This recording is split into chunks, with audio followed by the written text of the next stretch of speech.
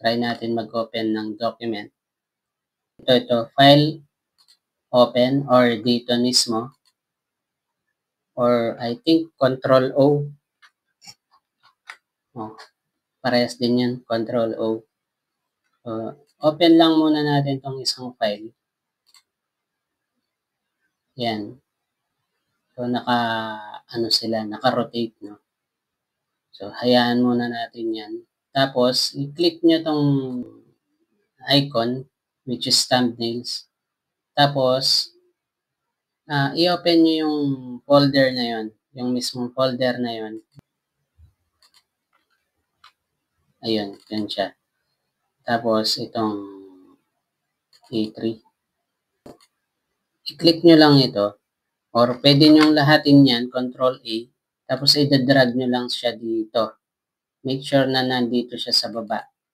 Para nasa ganun, yung mga maa-add na, ayan, mga maa-add na sheet is after siya ng first page na in-open natin. Ngayon, syempre, kailangan natin siyang iikot yung drawings, no? So, para maikot natin yung drawings na yan, pwede naman pala ito, delete na natin yung isa.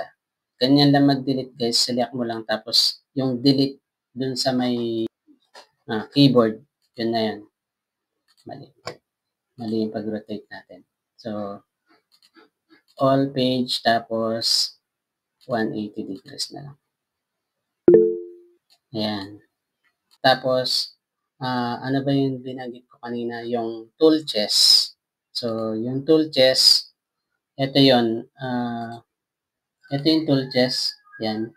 So, ito yung, dito may store yung everyday ginagamit nyo na mga tools. Like, pang clouds. Yung pang clouds mo. Ayan. Yan. Or pang quantity. Yan. Ayan. Pag kiniklik mo lang siya, na-numbering siya. So, numbering.